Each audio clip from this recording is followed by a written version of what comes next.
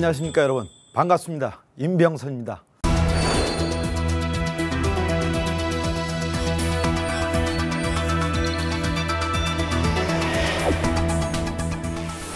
오늘 제가 강의할 내용은 왜 기업이 지속가능 경영이 필요한가 합니다. 이 지속가능 경영의 필요성에서 1차, 2차 두 번에 나눠서 강의할까 합니다. 첫째, 오늘 강의는 지속가능 경영에 대한 필요성, 지속가능에 대한 개념 중심으로 강의할 거고, 다음에 강의는 지속가능의 실행 과제, 어떻게 하면 효율적인 실행을 할 거냐에 대해서 강의할까 합니다. 우선 오늘 강의 들어가 보겠습니다. 오늘 강의는 지속가능의 필요성에 대해서 말씀드리고, 여러분 이 그림 많이 보시지 않았습니까? 여러분 KTX 타시고 보시면 시트에 이제 뒤에 헤드레스트에 이 그림이 보이실 겁니다. 이 주말에는 운전대를 놓자. 여러분 KTX 타고 만약에 부산까지 가는데 여러분의 CO2를 여러분 개인당 얼마 정도 발생되는지 혹시 아십니까? 다 이게 탄소 배출권, 또 탄소 어떤 그 발자국 해갖고 이제 이게 표시되고 있고 있습니다. 그래서 부산에서 서울까지 편도로 1인당 발생된 CO2량이 무려 9.98kg입니다. 상당히 많이 발생되지 않겠습니까? 혹시 여러분 중소형차로 직접 차를 몰고 부산까지 간다면 약 70kg 정도의 CO2를 발생합니다. 이 CO2 발생이 지구의 온난화의 주범이고 지구 기후변화의 주범이 아니겠습니까? 이 CO2의 발생을 줄이는 것들이 기업 경영에 상당히 중요한 관점으로 되어 있습니다. 하나하나 들어가 보겠습니다. 여러분 환경, 어떤 그 경제, 이 사회적 이슈들 보면은 요새 이제 이 클라이밋 체인지에 대한 기후 변화에 대해서 근래 여러분 피부에 느끼지 않습니까? 기후에 대한 어떤 온난화, 또 지난주에는 얼마나 추웠습니까? 그 자체도 어떤 CO2 영향이라고 합니다. 이 CO2 때문에 발생되는 어떤 글로벌 워밍, 지구의 온난화, 또 이걸 통해서 지구의 온난화로 발생되는 여러 가지 생물의 다양성이 어떤 축소되고, 또 그걸 통해서 지구에 대한 어떤 뜨거움 때문에 빙하가 녹고, 그 빙하가 녹는 것 때문에 지금 남태평양 투발루나 몰디브는 점점점 수면을 가라앉고 있는 게 지금의 실정입니다. 또 이런 것들이 어떻게 하면 서스테이빌리티한 지속 가능하게 만들어줄 거냐, 또 이걸 통해서 기업들은 제일 많이 발생되는 게 기업의 생산 활동에서 발생되는 CO2 양을 어떻게 줄이고 어떻게 관리할 거냐. 그래서는 이 어떤 그 CO2에 대한 클린 어떤 프로덕트라든지 클린 SCM 그런 관점이 상당히 중요한 관점으로 되고 있습니다. 보다시피 또 기업들은 이 페어 트레이딩이라든지 또 이 기업의 투명성이 있는 이 트랜스퍼런시, 또 어떤 기업에 대한 노동의 인권, 이 자체가 기업이 어떻게 이 지속 가능한 경영으로 갈 수 있는 CSR, CSV 관점으로다가 지금 우리가 근본적으로 발생되는 이런 문제들을 해결하는 기업의 방법이 아닐까 생각합니다. 그러면 경영 파라다임의 진화는 어떻습니까? 여러분 1980년만 하더라도 기업의 최대한 어떤 경제 이슈는 최대한 주주 관점으로다가 이익을 극대화시키는 겁니다. 이때는 어떤 환경적 관점보다 수익적 관점에 중심이 됐죠. 그래서 이때는 어떤 경제적 가치를 충족시켜서 어떤 환경적 부분은 어느 정도 무시한 부분이 있었죠. 이 최대한 기업들은 법규를 준수한 내에서 이 사후 관리, CO2가 탄소가 배출되더라도, 폐수가 배출돼도 이제 사후 처리 관점으로다가 경영해왔죠. 이 전통적인 방식이죠. 90년 들어와서는 이 경제적 관점과 이 환경적 관점도 같이 어떤 대두가 된 시절입니다. 이때는 어떻게 에코 효율을 최대한 올릴 거냐, 또 자연의 생산성을 어떻게 효율적으로 할 거냐, 또한 어떤 사전 예방, 환경에 대한 오염도 사전에 예방시켜서 나중에 예방시키면 그만큼 비용이 크기 때문에 사전에 예방에 대한 관점이 90년대의 어떤 환경 경영에 대한 출발점으로 생각합니다. 또 2000년 들어와서는 기업들이 어떤 이 경제적 가치, 또 환경적 가치 못지않게 또 어떤 사회적 관점도 상당히 중요한 관점으로 떠오르게 됐습니다. 그래서 이 경제적 가치와 사회적 가치와 또 이런 환경적 가치의 균형 발전이 우리가 2000년부터 대두되기 시작했습니다. 또한 기업의 윤리적 경영이라든지 또 이해관계적 관점으로도 이제 보여야 된다. 그러면서 그 주위에 관련된 어떤 노동에 대한 인권, 또 이해관계자에 대한 어떤 우리 공평하게 트레이드 되는 게 지금 2000년대 시절의 지속강경에 대한 부분입니다. 또 지금 와서는 또 이 지속강경에 대한 확장된 이 녹색 경영, 녹색 성장에 대한 부분이 많이 나옵니다. 아까 얘기했듯이 CO2에 대한 부분 같이 연결되는 겁니다.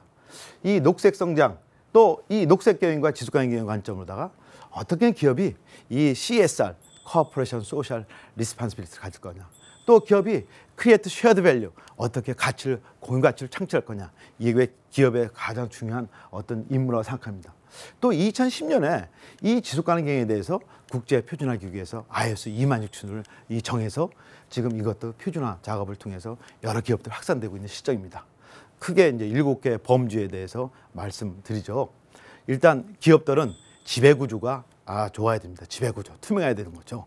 두 번째는 인권, 어떤 종업원이라든지 주의 인권도 또 뭐 보장해주고, 또 노동의 환경이라든지, 또 거기에 따른 공정한 무역, 공정한 거래, 또 환경도 좀 클리어하게 해주고, 또 공동체에 대한 어떤 참여, 소통, 또 여러 소비자들의 이슈들을 반영해서 기업 경영을 한다는 게 7대 범주에 대한 어떤 가이드를 제시한 게 ISO 26000입니다. 또 이게 보면은 기후 변화라든지 지구 온난화 관점도 같이 맞물려 있습니다. 그러면서 이제 녹색 성장, 지속 가능 발전에 대한 부분이 지금 핫 트렌드고 핫 이슈가 되는 실정입니다. 그럼 하나하나 이제 이 변화에 대해서 말씀드리고자 합니다. 지속 가능 경영은 이 환경 문제에서 출발했던 거죠. 옛날에 전통적 환경 문제는 이렇게 사후 관리, 환경이 발생되면 그때 이제 사후 처리한, 그럼 벌써 발생됐다는 건 커다란 데미지가 있지 않습니까? 그래서 앞으로는 사전 예방 관점으로다가 가져야 되겠다. 그게 이제 환경의 문제적 관점으로 환경 경영이라는 문제가 대두했던 겁니다. 환경 경영은 환경 부활을 제조 활동에서, 만약에 마케팅이나 구매나 이렇게 생산, 판매 활동에서 이 토탈 라이프 프로덕트 측면에서 나름대로 기업 경영을 해야 된다. 그런 관점이 환경 경영입니다. 거기서 더 나가서 어떻게 환경을 고려한 지속 경영을 할 거냐. 그러면 이 환경을 기반으로 하는 서스테이너빌리티적인 개념으로다가 확대된 개념이 지금 지속 가능 경영이라는 부분으로 전개되고 있습니다. 또 이 환경을 넘어 지속 가능 경영으로 가기 위해서는 아까 얘기했듯이 지속 가능 개발 측면에서 어떻게 사회적 관점, 환경적 관점, 또 경제적 관점을 균형 있게 볼 거냐. 이게 확산된 기업적 관점으로다가 발전된 게 지속 가능 경영이라고 말씀드릴 수 있습니다. 이 지속 가능 경영에 대한 시사점은 기본적으로 기업은 이 경제적 가치를 기초해야 되겠죠. 회사가 고잉 컨선, 망하지 않고 가야 되겠죠. 뿐만 아니라 기업이 환경 규제라든지, 저는 이해관계자 압력이 가할수록 기업들은 더 많이 또 성장할 수 있다. 그게 이제 마이클 포터 교수의 이 포터 가설입니다. 우리가 기업들 환경을 규제하고 또 기술 혁신 규제를 통해서 또 기술 혁신을 통하고, 기술 혁신이 어떤 글로벌 어떤 스탠다드 되고, 그 자체가 기업의 경쟁력을 확보할 수 있는 수단이 될 수 있다고 마이클 포터 교수가 또 얘기도 합니다. 근데 규제라는 게 좋은 규제가 있고 나쁜 규제가 있죠. 우리 환경 규제는 대부분 좋은 규제일 겁니다. 이 기업의 어떤 경쟁력 측면에서 어떤 나쁜 규제는 풀어야 되겠지만, 환경적 규제는 규제할수록 기업의 어떤 성장력, 기업의 어떤 기술 혁신이 어떤 기반이 된다고 말씀드릴 수 있습니다. 그러면 지속 가능 경영의 진화 과정을 한번 보면은, 우리가 1970년대 이 로마 클럽이 거의 이제 하나의 이니셔티브랄까요? 1968년 4월에 이 이탈리아 로마에서 이 환경에 관련된 이 경제, 재계, 이 원로들이 모여서 회의한 장소가 로마였습니다. 그 로마 클럽이 거기서 이제 만들어졌는데, 여기서 나름대로 MIT 이 대학의 4명의 이제 어떤 전문가를 중심으로다가 이 프로젝트 보고서를 냈어요. 그게 이제 성장의 한계라고. 이 성장의 한계, 여기에서 이제 4가지, 5가지 관점이 상당히 중요한 이슈를 이제 보여줍니다. 인구가 지속적으로 이제 폭발적으로 증가되고, 인구 증가에 따른 에너지 소비, 또 식량의 부족, 또 에너지 소비에 따른 어떤 에너지에 대한 과잉 채굴에 따른 여러 가지 문제가 발생되지 않습니까? 또 그걸 통해서 발생되는 오염, 이런 어떤 오염에 대한 부분 때문에 지구가 언젠가는 성장이 멈추지다. 이게 상당히 어떤 사회적 이슈가 됐었죠. 이게 관점이 돼서 1980년대는 상당히 또 이 환경적 오염 문제가 많이 발생된 게 1980년대. 1984년도 이 인도의 보팔시에 그 화학회사는 유니온 카브라이드라는 회사가 있었습니다. 그 회사가 이 농약을 제조하는 공장에서 이 밤에 엄청난 독가스를 유출하는 사건이 발생됐습니다. 그래서 보팔 시에 거의 3,000명 이상이 어떤 희생을 당하는 그런 문제가 발생됐기 때문에 상당히 사회적 이슈가 됐었죠. 또 1989년도는 엑슨 발데스라는 어떤 유조 회사에서 그 알래스카에 한 4만 톤의 유선에 대한 어떤 유출 사건이 있었습니다. 알래스카에는 엄청난 어떤 환경이 발생된 거죠. 이 80년대는 환경의 문제가 엄청 되던 시절에 그때 이제 87년 유엔 환경개발위원회에서 하나의 어떤 회의가 있었는데 그게 이제 Our Common Future라는 어떤 속칭 이게 브란트란트 보고서라고 합니다. 이 보고서를 냈습니다. 이때 그런 환경적 문제, 지구의 환경 문제, 발전 문제를 고려한 개발해야 되겠다. 그래서 Our Common Future에서 지속 가능한 개발에 대한 이슈가 처음 나게 됐습니다. 이 지속 가능 개발에 대한 개념은 이때는 어떻게 정했냐면 우리 미래 세대가 그들의 어떤 욕구를 충족시키는 범위 내에서 현 세대가 어떤 그 자원을 개발하고 현실 욕구를 충족시키는 균형 있는 개발에 대한 관점이 지속 가능 개발에 대한 이슈였습니다. 그래서 이게 이제 90년대 들어와서는 1992년 이제 리우데자네이루 지금 리우 뭐 협의라고 합니다. 이제 유엔 환경개발 회의를 통해서 세계 정상들과 기업들을 참여해서 지구의 어떤 이런 문제들, 경제 문제, 환경 문제 이런 사회적 문제를 어떻게 상호 연관적으로 볼 거냐. 이때는 처음으로 이제 지속 가능 경영에 대한 관점이 이제 서서 이제 꼽히기 시작했습니다. 1994년 영국의 존 엘킹턴이라는 사람이 처음으로 그래서 이 TBL적 관점을 뭐 제시했습니다. 이 환경적 가치 또 나름대로 경제적 가치 또 사회적 가치를 고려한 균형적 개발이 필요하지 않겠느냐 기업들에게. 그래서 지속 가능 경영에 대한 이슈나 개념이 이제 90년대에 이제 만들어졌고 IPCC 5차 보고서에는 상당히 경종 울리는 보고서를 또 제출했습니다. 2100년에는 지구의 온도가 보다시피 3.7도가 올라간답니다. 또 해수면이 63cm가 올라가는 그런 예측 상당히 장애가 되겠죠. 이렇게 간다면. 그래서 작년 12월 달에 이제 파리 기후협약을 이제 체결하지 않았습니까? 그래서 2020년까지는 이제 새로운 신기후협약 체계로다 이제 가야 될 겁니다. 이제 기업들이 더만큼 어떤 기후에 대해서 책임 있는 어떤 경영을 해야 되겠죠. 그렇지만 아직까지는 이런 지속 가능 경영에 대한 이슈도 많이 되고 많이 이제 해제가 되는데 아직까지는 기업의 이게 핵심의 전략, 핵심 가치로다가 아직 넘어오지 못한 게 우리나라 지금의 실정이 아닌가 봅니다.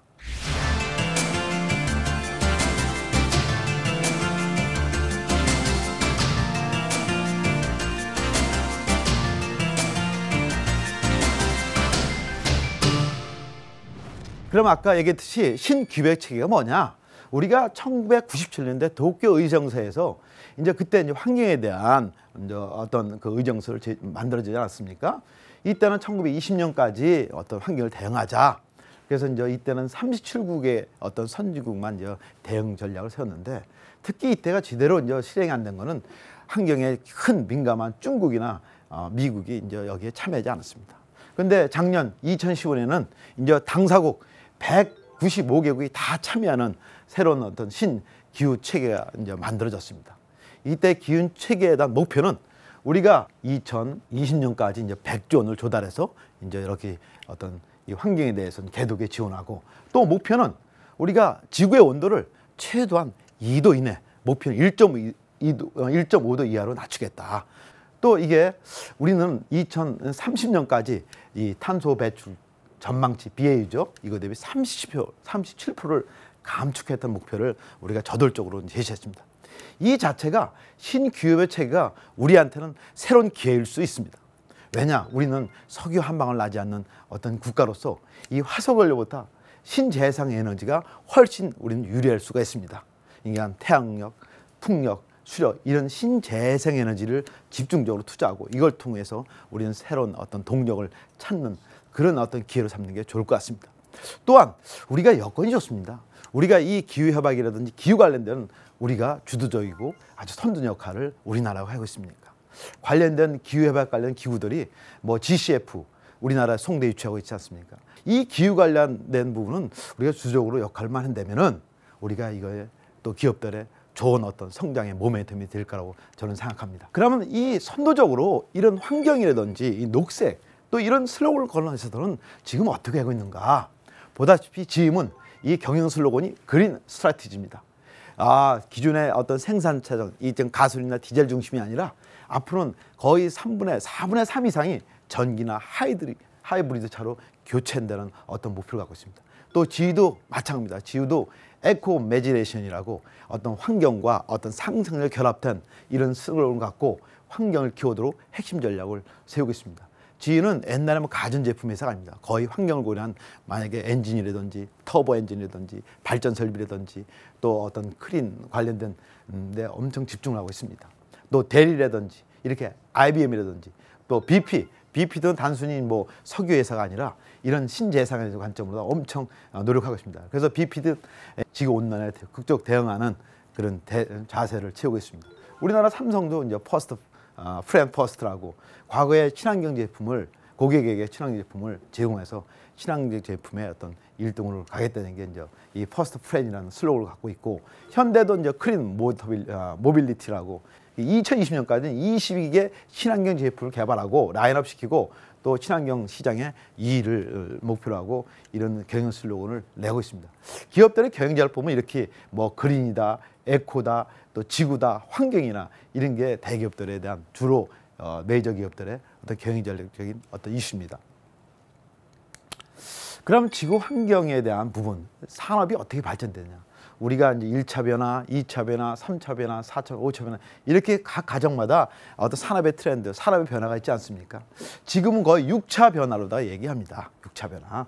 이때는 이제 지속 가능 경영을 해야 되고 또 신재생 에너지, 또 이제 자원의 생산성을 높이고 또 생물 모방 기술을 또 활용하고 또 이 자체가 이제 녹색 산업을 증대시켜야지 앞으로는 그 회사가 발전하고 기업이 성장할 거라 그렇게 봅니다. 그래서 어떻게 하면 이 녹색 산업을 증대시킬 거냐? 그 녹색은 어떤 새로운 길을 얻어야 됩니다. 녹색 산업을 성장하면 기술 혁신이 필요합니다. 기술 혁신. 우리가 기술은 곧 어떤 기업의 어떤 경쟁력인데 이렇게 환경부와 인발먼탈 부던이라는데 환경부와는 이 인구 또 어떤 풍요 또 이 기술 이것들의 어떤 조합에 의해서 또 환경부가 결정되는데 폴루레이션 인구적인 측면에서는 우리가 선진국 인구는 감소되지만 이 개발국이나 저비인국은 인구가 엄청 증가되고 있습니다.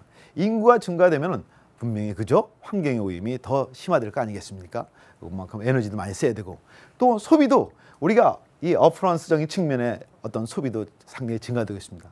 또 정치 사회적 측면에다가 이 소비는 억제하기도 상당히 힘듭니다. 오로지 혁신의 방향은 이 테크놀로지를 어떻게 높일 거냐. 인구가 2배 들어가고 우리 소비가 5배 증가되면 우리가 기술은 10배의 속도로다가 더 성장시켜야 됩니다. 이런 관점에 지금 있는 부분. 그럼 이런 부분을 어떻게 녹색 성장으로 우리가 탐색할 거냐? 우리는 이제 어떤 재생에너지 시장, 태양광이나 풍력, 또 바이오 시장, 또 탄소 시장, 탄소 배출권 거래제라든지 또 탄소 펀드, 또 탄소 관련 컨설팅, 또 에너지 효율적 개선, LED라든지 그린빌딩이나 스마트 그리드 이런 관점으로 다 우리가 기업의 어떤 전략을 세워야 될 것 같습니다. 또 이러기 위해서는 우리가 지속가능 경영에 대한 어떤 동의를 보면은 이 지속가능 경영이라면 정부가 적절한 규제가 필요합니다. 이 환경 규제를 적극적으로 하면은 그만큼 기업이 거기에 대한 기술을 대응하고 그러기 위해서는 또 여러 혁신 활동이 연결됩니다. 이제 듀퐁이 대표적인 사례죠. 또 코스트 세이빙, 원가 절감도 해야 되겠죠. 그럼 신제품이나 공정 개선을 통해 원가 절감을 통해서 또 혁신을 꾀하고 대표적인 도요타 프리우스적인 사례가 있지 않습니까? 또 시장의 차별화, 기업들은 저런 어떤 신재생적인 거나 친환경적인 것들을 더 적극적으로 해서 시장에 차별화시키는 전략, 이게 GE의 에코매니네이션이 어떤 그런 부분입니다. 또한 지속가능성한 어떤 그 회사를 만드는 겁니다. 지속가능 전략에 대한 부분을 세워서 가져야 된다. 어떤 BP의 이 비욘드 피트리엄 이런 것들이 지속가능에 대한 동의입니다. 이런 것들을 하나하나 살펴보면 이 잘하는 기업들을 보면 이 적극적으로 하는 회사들은 이만큼 더 어떤 기업 경영에 대해 어떤 그 효익을 창출할 수 있는 부분이 있습니다. 제품에 대한 이미지가 좋아집니다. 저런 어떤 환경적 동인을 드라이브를 걸면은 그러니까 이 스캐닉 호텔이라는 그룹이 스캔네 반도에 있는데 이 회사가 철저하게 지속가능 경영이라든 환경 경영, 녹색 경영을 통해서 시장을 엄청 그 시장 지배를 확보하고 있습니다. 어떤 호텔도 차별화시켜서 또 미래 규제에 적극적으로 대응한 겁니다. 이제 스위스의 섬유회사들은 이 위해성이 아주 낮은 환경을 만들어서 이 폐기물을 적극적으로 줄임으로써 성공하는 어떤 미래 규제에 대응하고 또 신제품이나 신공정에 대한 어떤 우리가 또 차별화시킨 겁니다. 도요타는 하이브리드 같고 나름 신기술, 신공정을 개발해서 시장을 지배하고 있지 않습니까? 또 신시장 개척. 또 인도의 아밀사는 이 저비용 냉장고를 만들어서 냉장고가 싸니까 그래서 아이엑 시장을 상대적으로 이제 확보하게 됐고, 또 양재 노동력을 확보하고, 또 기업의 이미지를 제고하고, 또 법규나 위험에 대한 어떤 회피할 수 있고, 높은 삶의 제공을 제공하는 이런 것들이 우리가 녹색 성장, 지속 경영을 적극적으로 하면서 발생되는 효익이 아니겠습니까? 여러분, 오늘 강의 어떠셨는지요? 이렇게 이 지속 가능경이 옛날부터 말이 많이 나왔지만 지금은 우리가 정말 할 때가 온 것 같습니다. 오늘은 지속 가능에 대한 어떤 이해, 또 어떤 필요성에 대해서 말씀드렸고, 내일 강의는 어떻게 지속 가능을 실행할 거냐, 기업의 어떤 실행에 대한 방법론, 또 사례를 중심으로 여러분한테 말씀드리겠습니다. 오늘 강의 그럼 이거로 마치겠습니다. 고맙습니다.